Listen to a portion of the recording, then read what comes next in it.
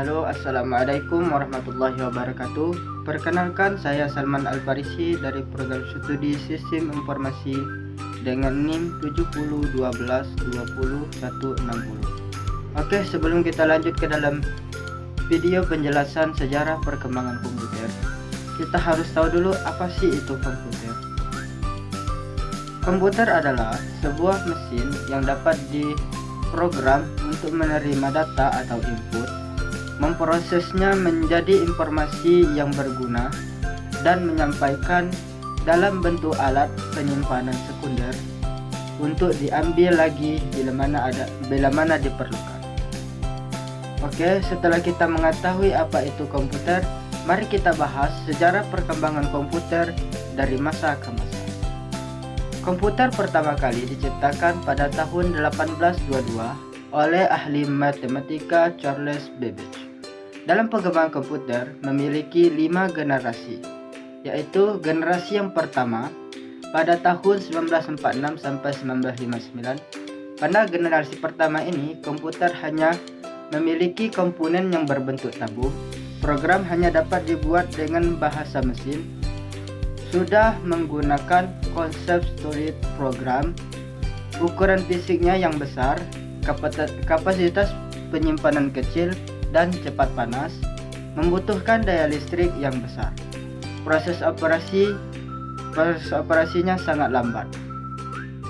Dan komputer generasi kedua dari 1959 sampai 1964. Komponen menggunakan transistor program menggunakan bahasa atas tinggi. Ukuran fisik lebih kecil dari generasi 1, hanya membutuhkan daya listrik yang kecil.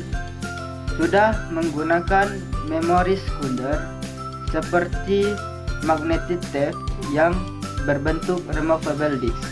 Kecepatan operasinya mendekati jutaan operasi per detik.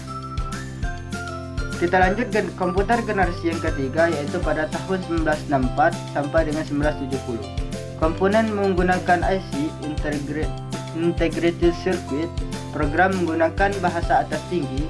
Ukuran fisiknya jauh lebih kecil dari generasi 2 dan membutuhkan daya listrik yang lebih hemat.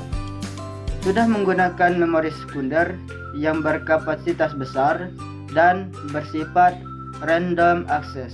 Kecepatannya dari jutaan operasi per detik.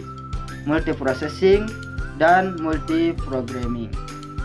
Kita lanjut komputer generasi keempat dari 1970 sampai dengan 1982. Komponen menggunakan LSI IC atau Integrated Circuit. Program menggunakan atas tinggi. Ukuran fisiknya bervariasi menyesuaikan kapasitas data dan kebutuhan itu. Sudah menggunakan memori sekunder yang berkapasitas besar dan bersifat random access. Kecepatannya dari mega hingga nano operasi per detik. Multiprocessing, alat input outputnya sudah berbasis grafik, dan kemampuan komunikasi data antar komputer. Harga semakin murah. Dan kita lanjut komputer generasi kelima, yaitu pada tahun 1982 sampai dengan sekarang ini. Kecepatan operasinya bukan isu utama lagi. Graphical User Interface dan kecerdasan buatan menjadi aspek penting dari iOS dan sebagian besar aplikasi. Bahasa pemrograman berorientasi objek. Pengelolaan data bersifat terdistribusi dan sampai saat ini masih berkembang. Mungkin hanya itu pembahasan kita untuk perkembangan sejarah komputer dari masa ke masa. Saya akhiri dengan wassalamualaikum warahmatullahi wabarakatuh.